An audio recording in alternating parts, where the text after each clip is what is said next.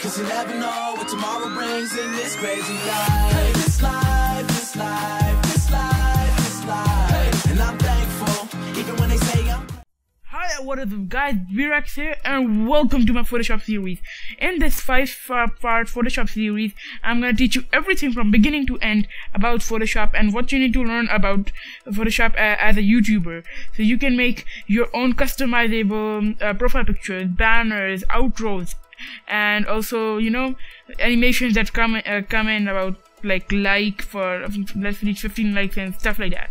So I'm going to discuss everything in this 5-part series. So in the first part I'm going to be discussing the first group of tools. In the second part I'm going to be discussing all of the other tools, and like in the third or fourth and fifth part I'm going to be discussing the menus, and maybe I'll take a few more parts for the, you know, the tools. So first of all, and also the blending options. Yes, so if you don't know, if you're just a beginner of Photoshop and you don't know what all this stuff is, then just don't worry, don't panic, just watch the tutorial. So this is Photoshop pretty much, and this is my thumbnail of one of my videos. So it's about installing mods in mod installers, and this is a layer right here. This is the layers tab panel in which every layer is you know, shown. So what is the layer in Photoshop? A layer is basically an element in the image you're creating. So for example, this whole picture is a layer, but before these all this installing was another layer, mods was another layer, this picture was another layer, is easier was another layer, and the background was another layer. But I combined all them, saved it into a photo, and deleted my Photoshop files. So now they're all one element in one image. Okay, so now this is just one element in the image we're creating right now. Basically we're not creating, I'm just teaching you right now. So this is my subject, test subject, you can say, hey, maybe. So when you open a picture, like not a picture, an image, sorry, so like this thumbnail, you'll have to unlock it first. So, and if it's unlocked already, just don't worry that, oh no, mine is not locked, just that's better, awesome, you don't have to click once. So just go to this lock and press left click. And now, yes, so now if you want to create a new layer, just click this folded page icon, and if you want to delete one, just click this trash can icon, which I cannot do right now. Every time you create a Photoshop document, there has to be at least one layer. So from the beginning, there will be at least one layer. Okay, so let's start discussing the tools now. Okay, yes, one more thing. This eye just indicates if the layer is being shown or not. If you left click it, it's not going to be shown, and this is the transparent background, the checkerboard background. And if you click it, it will be shown and it will be visible. So let's discuss the tools now. The move tool, very easy to understand. It just moves layers like this. Okay, so you can move them anywhere you want, like in free. You can freely move everything, anything where you want. Easy to understand. So the next thing is the artboard tool. Yes, how did I come up with this menu? I just went onto the tool and right clicked. It brought up a menu of the sub tools of that main tool. So this is the artboard tool. You don't need to use this in your YouTube life, but I'll just show you what it does. So for example, I just want this to be an artboard, like, you know, document. So that's it. That's pretty much it. See, it's on an artboard now.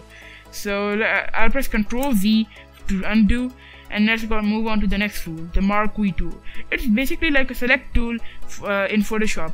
So say I want to select and resize this mod, you know, text. So I'm just gonna surround it with the rectangle, and then it's gonna select the area you selected, surrounded with the rectangle with. Okay, so now just press Ctrl T, and it's gonna enable the resize, the rotate, and everything, every option basically to edit it, to like physically edit it from the outside. So for example, if I want to make it bigger, I mean resize, then just press Shift Alt, hold them to maintain aspect ratio and resize them like this. Okay, so as you can see, it's pretty cool right now. And then we can just press R if you want to rotate it, and these curved arrows will come up. We just have to, you know, drag so we can rotate them. And as you can see, mod is pretty messed up now.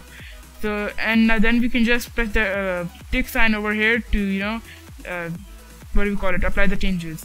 And now as you can see, oh no, this is selected, still the dotted line is here and it's annoying me. Easy to way to remove that, just press Ctrl D and it's gonna deselect. Now let's discuss some more tools, sub-tools. This is the elliptical Marquee tool. It's just like the rectangular Marquee tool, but this selects in a circle or oval, you can say. So say I want to select this or like this area, and now that's selected. So I can just press Ctrl T again, and even though the Ctrl T like you can resize in rectangle, it shows that it's showing a rectangle, it's only gonna resize the the area you selected. So Shift Alt, and it's not even necessary to press Shift Alt if you don't want to maintain aspect ratio. What aspect ratio is to maintain height and width and make them what do we call equal, like it has they have to be in proportion. Yeah, that's what I meant to say. So Shift Alt, and there we go. You can resize that part of the installing. Okay, so it's pretty messed up now, and I left Shift Alt before I release left click. Now press Apply and press Ctrl D. So basically all of these are the same. Now let's go to the lasso tool. This is also like a select tool, but instead this time you can select in a freeform shape. Also you can select some specific things, like for example I don't want to select this whole easy here, but I just want to do this. But say I didn't have enough space to like squeeze that rectangular Marquee tool line in here, so I'm gonna use this lasso tool so I can make my own line in a freeform shape. So like this, I just drag it and I make my endpoint meet with my starting point and make a shape out of nothing. Okay, there we go. So now that area is selected.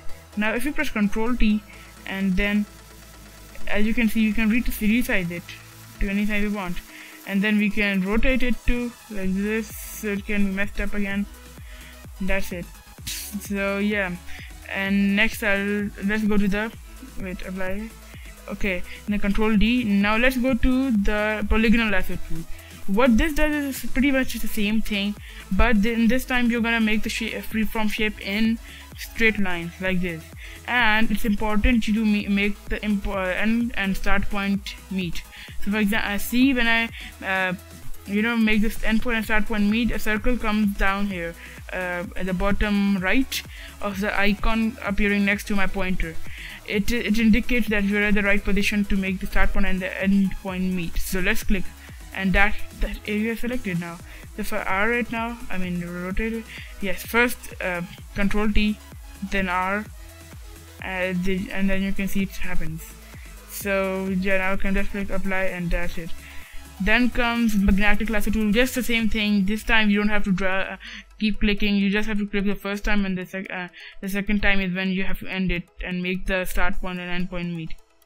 Next comes the quick selection tool. Yes, one of the tools I use in my YouTube life. So when I'm creating thumbnails like these, I just for example, I don't use this, I use the magic font tool, but I'll tell you what it is later. So quick selection tool, you can just select an area between two lines like this. See, now it's selecting that white area and leaving that shadowed area. That's because it's thinking of it as another color, and it is another color, not really, but it's a shadow color. So this is how you select it. But if you just press click on the blue color now, it's gonna add the blue color area into that color. So yeah, you can now again Ctrl T, R, rotate it. These are just a few things you can do with the selections. There are a lot of many other things you can do, but for YouTube these are important. For YouTuber, sorry. So if you just click apply, then comes the magic font tool. Yes, I use this so much. For example, I took this picture from the internet, Google Images. It's so easy when I can do it from the internet. It I think it had a white background. I just click the white background, okay, like this, and then I press delete. That's it. It becomes transparent. The background becomes transparent. So I click every area there is. So what this basically does is select a whole area outside another image. You can say it detects an image. You can say, see, it separates this with this. So it has sense to operate separate child with the background. So now it can just click. I can just click delete, and it's gonna delete it. It's unlike the quick selection tool. It's not gonna just operate in one color, but the whole as almost one of some of like the resembling colors. Yeah, that's what I meant to say. Okay, the next thing you need, we have to talk about is the crop tool. I'm sure you've all have heard of it, but it's basically making just one certain areas appear. Okay, so if I just want this little area to be visible and not anything else, I just crop this with these things, these what do we call it, I don't know, corners, and then just click apply. See it, you know, what do you call it, crops it. Excuse me. So Control Z again. Then let's go to the perspective crop tool. What this says is freeform cropping, like this. Okay, and now we have cropped it. So if you just press OK, it's gonna screw the picture up badly. Just Control Z. You don't have to use this a lot. Slice tool. Please, I beg of you, do not use this in your YouTube live. Please, I beg of you. This is mostly used in web designing. It will really screw up your whole image, like this. If I create a rectangle with it, it's gonna divide the whole picture up, and it's not gonna go unless you press Control Z. Okay, so yeah, do not use this. I beg of you. I beg of you. I really beg of you. Okay, next comes Slice Select tool. Just forget these colors and tools. See, it now doesn't even go. The window, it doesn't even go. Okay, eyedropper tool. Yes, but it's a really important yet so simple tool. So for example, I want to select one of these colors in these in the whole image. How do I do that? I just go over it, drag, hold my left click button over it and just release, and it's gonna select that that one color out of 16 million shades for me. Okay, that's so efficient, or awesome, useful, you can say. Then comes the 3D material out of it, pretty much the same thing, color sample tool. Let's see. So it's basically also showing you the info, nothing much. Okay, so it's not selecting the color for you, it's just what it's doing for you is just telling you the info of that color. Next thing comes up is the ruler tool. Yes, we can, you know, make lines and what do you call it, create angles and things like that. Some nerdy stuff. You don't really want to know about that right now because you're doing this for YouTube. Next comes the note tool. You can create notes around your picture about what to do or what to not do. And then the count tool, you can just create number notes around your picture, like 1 2 3 4 5 6 7 8. As you can see, I'm screwing up my picture right now with numbers, and it's not fun. Okay, so so many Windows 10 notification sound thingies. So yeah, that's pretty much wrapping up the tutorial, guys. Hope you liked this video. If you did, leave a like. Let's see if we can hit 15 likes on this video. If we do, that would be awesome, and I will be seeing you in the next video. Peace.